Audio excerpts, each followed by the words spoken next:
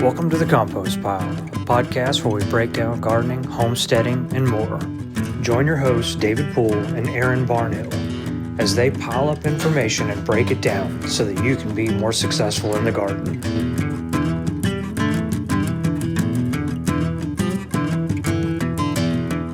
Hey guys, welcome back to the Compost Pile, your podcast for all things gardening and homesteading.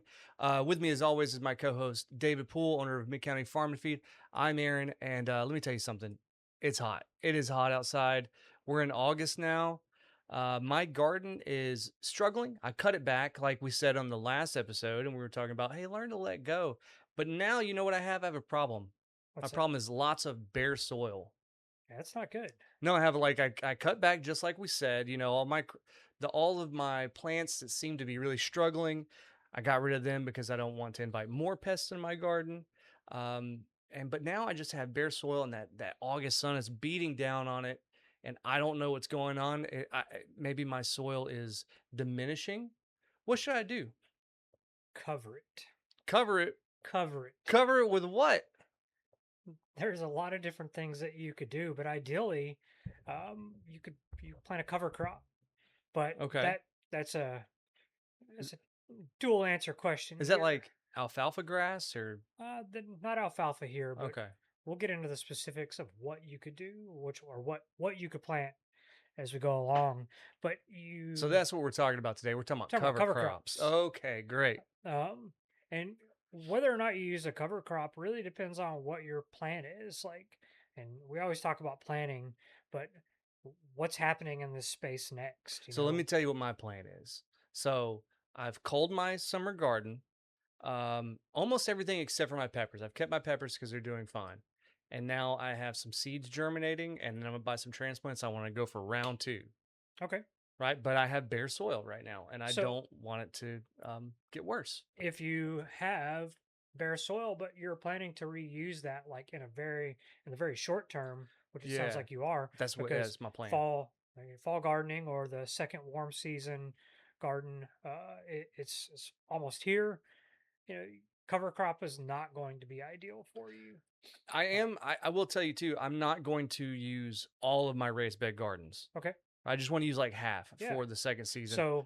So I have other half that I don't know what to do with. So that's perfect because most people will plant out their spring garden, right? They plant it out, they harvest it, and they're at the point where you are, where they finally let go of those plants. Not only did they let go of those plants, they let go of gardening for the rest of the year. Some just people do. They're like that gardening in their mind is only a spring to summer activity, and they're missing out on one of the easiest and most diverse seasons of growing. And on the other side, there are people that just they're not interested in the fall garden. Maybe they don't have a need for it again, and that's responsible. That's sustainable by not overdoing it. Yeah. But you've got to do something with those beds, and so there's two ways that we can approach the situation that you have. So obviously the beds that we've pulled a lot of things out of, and we're gonna replant. We can't just leave them bare. Right. We can. But there's some negative things to that. Well, what are the negatives to just number one, just non-intervention? When we leave bare soil, what's the one thing that always happens to bare soil? It kind of compacts and settles in, and true, and weeds. I get nothing but weeds in there. Mother Nature covers it. Yeah, So you think about like any area that you've ever been, whether it is like finished surfaces like concrete surfaces, everything. Nature covers all bare spaces if it's left alone. Even in like the harshest conditions. Yep. Have you ever drove by the mall and realized that there's about a 6-inch strip between the lanes and there's grass growing in it, and you just think about that environment where it's like that concrete's probably 140 degrees in the summertime, and grass is just growing at happily. The right thing will find its way to grow into whatever conditions are left bare. And especially here in Zone 9, we have really aggressive grasses and weeds and all things like that. You kind of want to, like, when you think about how Mother Nature covers bare soil and like that the ground is always covered. The best way to look at that is to look at, like, if you've ever been on a camping trip or you've ever been to a state park, or around here if you've been to like Village Creek, you know if you go and you walk along a trail, how many times, other than the physical trail which has been trampled on over and over and over again Sure. and is the anomaly, how many bare ground areas do you see? Not necessarily with plant growth, but it is covered with something. None. I if mean, if none. there's no vegetation growth, there is leaf debris, Right. there's organic matter, everything is covered, and no actual person or somebody's not going in there and making this happen. It's naturally happening. And so cover crop is one way that we can mimic nature. But also, if you have beds like you're talking about, Hmm. where you're in the short term, you're going to be using them, we still need to cover them, but maybe not necessarily with a living cover. Okay. Maybe we need to make sure they're mulched, Oh yeah. heavily Okay. Yeah. mulched, because, like you said, compaction, heat. So there's all these elemental It's not factors. getting any shade anymore. It's yeah, My plants are gone, right? So that sun is just baking the ground. and inside that soil are living organisms. Right. There's the soil food web, and now we don't have roots and plants growing in there, so we've taken away part of the soil food web system, and then Yeah. we I couple feel like that. it's just becoming a desert. You Yeah, know. we Yeah. couple that with heat. Heat's drying it out. It's making there's no moisture moving through it. That's right. It's cracking. It's It's like getting becoming hard. anaerobic Yeah, almost, right? There's no movement of water and oxygen in and out. and it also, when you have bare soil and you have water falling, I've talked a lot about this recently in the last couple solo episodes I did, about how when water falls on bare ground, there is nothing to dissipate it. So it's hitting with full impact on the ground, and it brings energy, and that energy is pressing down on the Yeah. soil, Yeah. and you're increasing the compaction in your raised That bed, makes in sense. the ground, in your landscaping. And so the soil is essentially becoming poorer and poorer and poorer if it maintains and stays bare. And like I said, desert's a great example. You lose all your water holding capacity. You lose a lot of the life in the soil, Right. and then you're going to turn back and go back later and want to plant something in it. And that's kind of like deserts are full with dirt, but not soil. Yeah. And here we have soil because it's the difference is living and non-living. Yep. That makes sense. Yeah. And so you turn around and you want to go back in there in the long term and put something back in there, but you left it bare. It's not going to be as robust when it comes to nutrients, water holding capabilities. It's Yeah. not going to Yeah. be the best that it can be. It can be resolved, it can be fixed. I mean, You can like amend it by hand and stuff. even the Yeah. desert can be made to grow things again with the right inputs and the right practices. But utilizing cover is really important. Now, if you have a bed, let's say you like most people, maybe not everybody's going to grow in the fall. You don't have to be growing something for harvest. Okay. Right. You Right. can be growing something that is bringing back value to the soil. And we've talked about that in other episodes too, Yeah. where people neglect flowers, right? Hmm. Because a lot of people get so vegetable centric, so like vegetable harvest minded that they forget everything else. So I'm following you on Yeah. that. Yeah, One thing that I did mention too about bare soil too, depending on the soil condition, it can lead to erosion. that makes So sense. Yeah, you yeah. get There's nothing stopping the water from pulling it out. yep. Like the roots hold it together. A good example around here is you think about yards that have good tree cover, and we go through dry times, and like the ground cover, or like usually turf grass, begins to dissipate from the competition of the tree roots, Yeah, and then you get bare ground, nothing wants to grow there, and then roots become exposed because the soil is typically over time washing out of those areas, so you get erosion, and that can lead to um, established trees, you know, struggling. dying Yeah, out, falling. There's all kinds of factors that can play into it. So keeping it covered brings a lot of value to you. Um, I think that you've got to look at moisture retention, right. where Okay. especially right now it's in August. So hot. If we leave it, we don't want to lose all the moisture holding capabilities. Even if we're not going to plant a living cover crop, that mulch is going to help keep that soil with moisture retaining qualities. So in a couple weeks, when you go put in second rounds of warm season Hmm. crops, And it also kind of keeps the all of the microbes alive as well, yeah. right? So what's some of the good cover that you? So we'll continue with my my brain just completely quit working. That Um, happens. but yeah, so we'll continue with my example from my yard, right? I'm not gonna have as big of a fall garden as I did, so I'm only gonna use half my beds. So the beds that I'm going to use in the fall that have like one plant in it, you think I should mulch it, right? Just the parts that I'm not utilizing. So what's a good mulch? So if you're using like a mulch cover, there's a couple different options. You can use like shredded like debris, like leaves and stuff, Okay. but you want them to be like broken down some. You don't want to So put. I have great live oaks in my front yard, and I just have massive amount of leaves everywhere. I could You use that? could.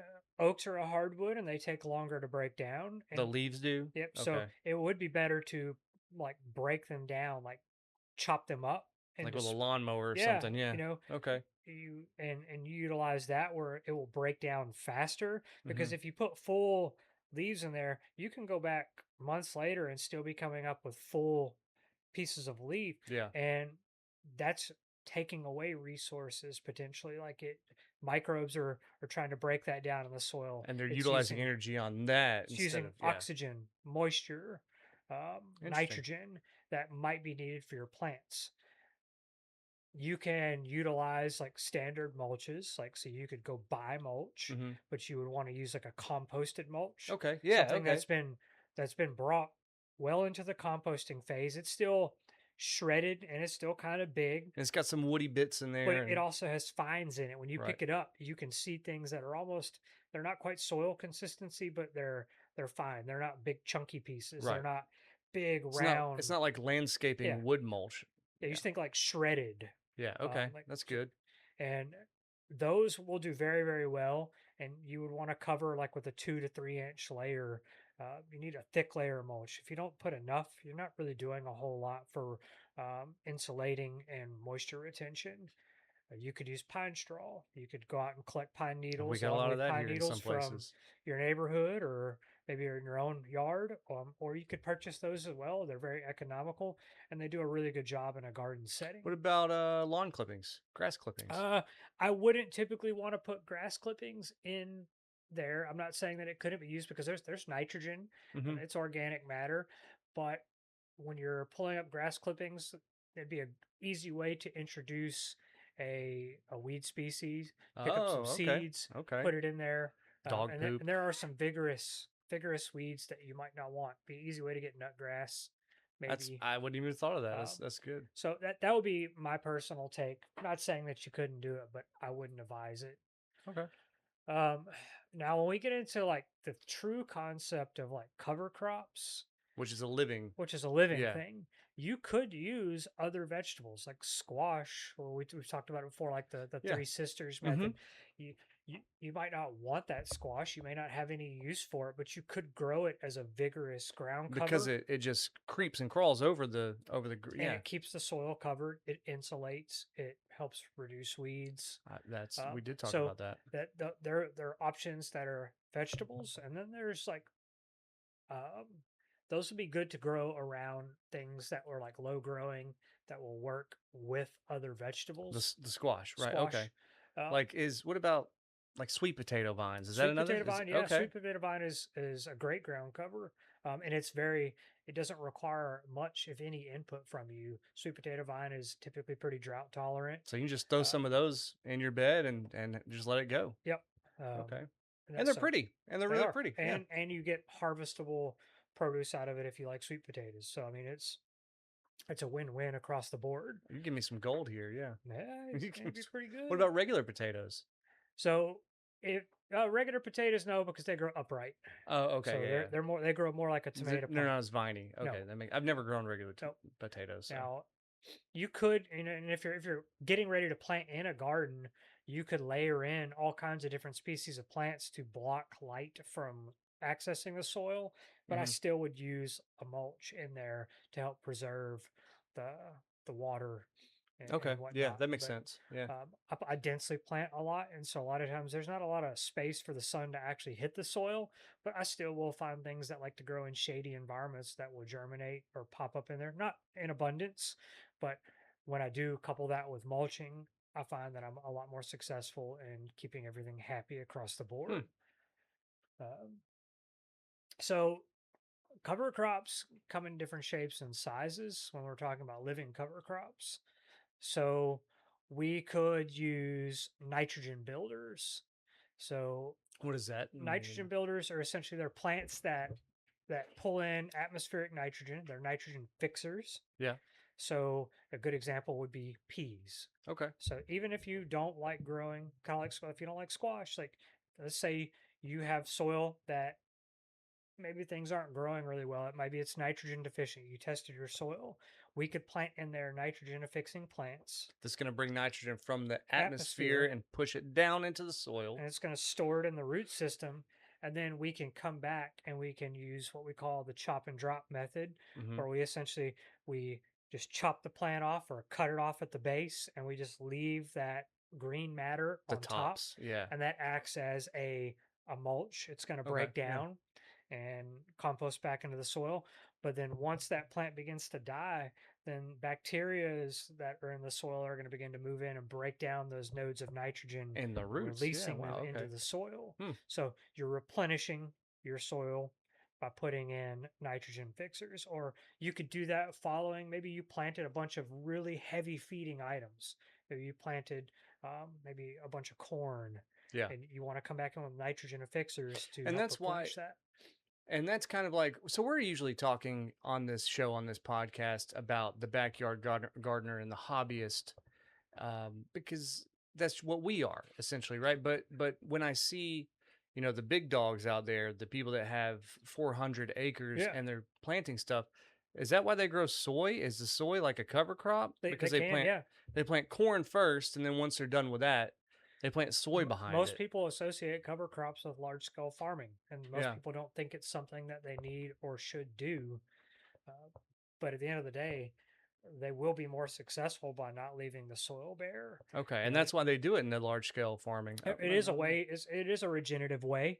A couple examples of things that you could do, like so during the spring and summer, you could plant, just typical types of peas, legumes. So you could plant purple hull peas, black eye peas, any kind of cowpea in that family. So So crowder you're peas. saying all peas, you're not saying beans. No, Okay, peas, not peas. Okay, beans. peas, not beans. And you could also do like in the wintertime, you could do maybe like green peas. They are in the same boat. They're nitrogen fixers. There are some other things. So we move into fall, it's most people are familiar with them. If there's any people that are hunters out there, that a lot of people plant food plots, Okay, and a lot of your food plot items are actually great cover crop items for the gardener. So you could plant um, Austrian winter peas. They're okay. used in Hmm. erosion control. They're used as nitrogen fixers. They're good for wildlife.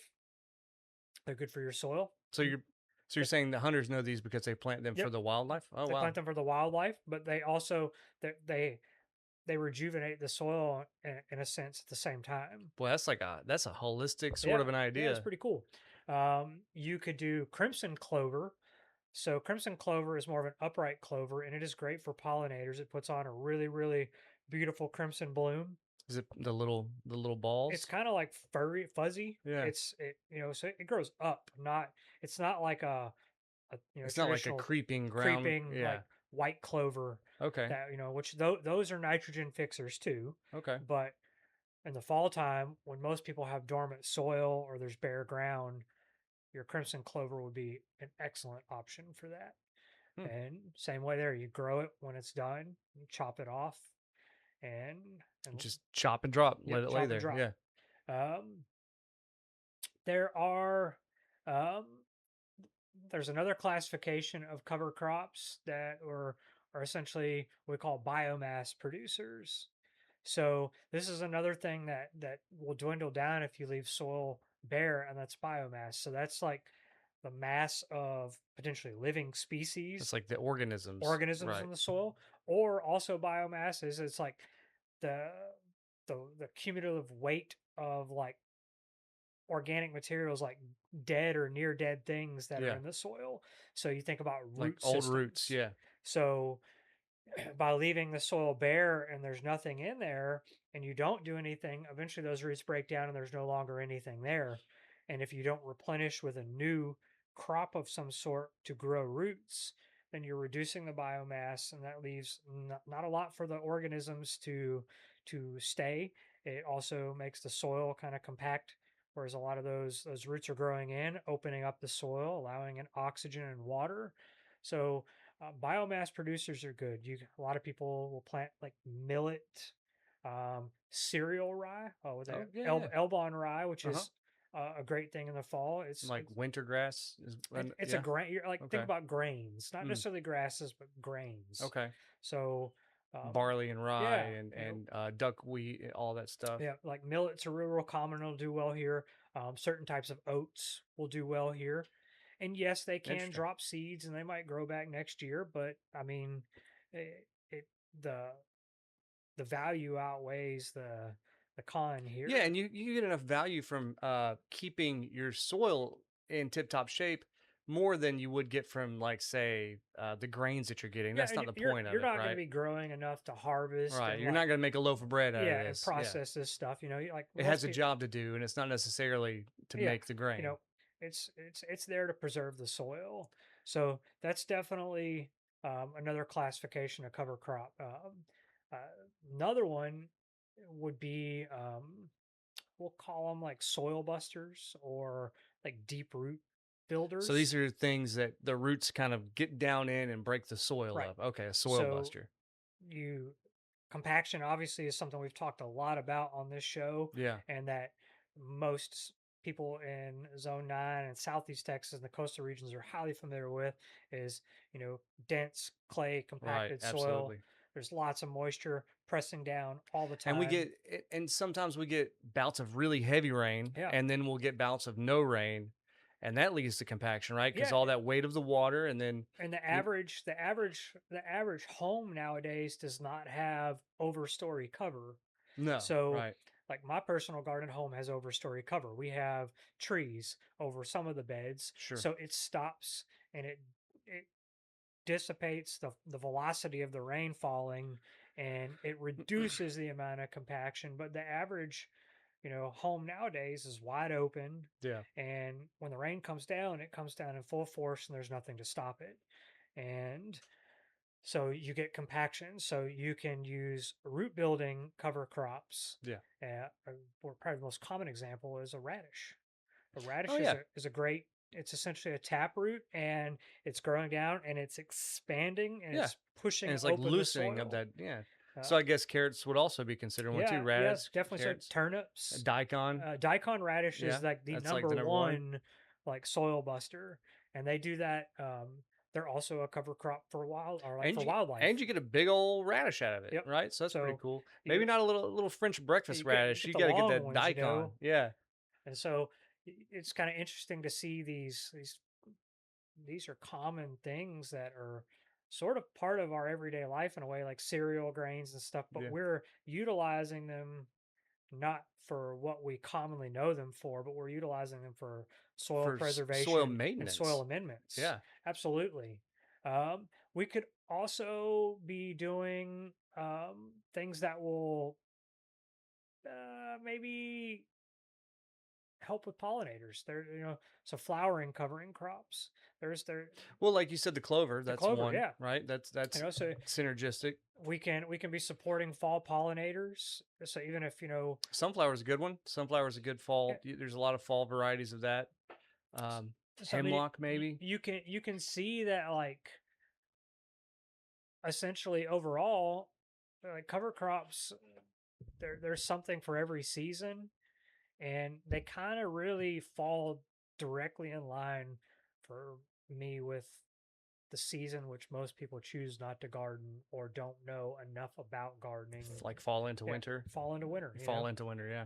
But it's not necessarily for everybody, but it's a good way to let beds rest. You know, Hmm. if you've been having issues with certain beds, you can plant those out and give them a break and help replenish it, you know, and not be having to worry about trying to manipulate everything to get Right, a good right. harvest out of. I'll tell you what I so I'm gonna summarize this from what I seem to have learned. I think I brought this up. I said I'd like to learn about cover crops. I don't Yeah. know a lot about them, but what I've learned now is that if you do not utilize a cover crop, if you just let your soil stay bare, that's the quickest way for your soil to turn into dirt. Yeah. And that's kind of what I'm getting out of this whole thing. You know, it's in the long term, you're going to make yourself more successful by taking care of the soil the same way you would as taking care of the plant itself. Yeah, You know, when the plant's growing, you're focused on it being healthy. right. And at the end of the day, that plant can't be healthy without healthy soil. So whenever we are taking a break or we have empty beds, we've got to still be focused and realize that long term we are going to be far more successful Yeah. by. It seems more natural too, utilizing a cover crop when it comes back to the season that you want to grow. If you're a once a year Absolutely. grower, you're going to have a much healthier soil. So you're going to start out And in a better and place. it mimics nature. Yeah. You know, I talked about just like going out in the Going out. woods Yeah. or walking out on a trail. It's mimicking what's actually happening in nature, and you're taking those principles and you're putting them into practice in a controlled environment, I, essentially. I, I think that's it. I think I learned a lot about it. I think that's basically cover crops in a nutshell. Yeah. So Uh, I mean, don't leave your soil bare. You know, your unless soil you want dirt, right? it's your most important resource, Yeah. and you got to take care of Yeah. it. You're creating a desert because that's all it is, right? It's just sun hitting dirt. So don't do that. Cover it up. Yep. Well, thanks. I appreciate learning all of that. And I can't wait to see what we're going to talk about next time. So join us back here for the next one.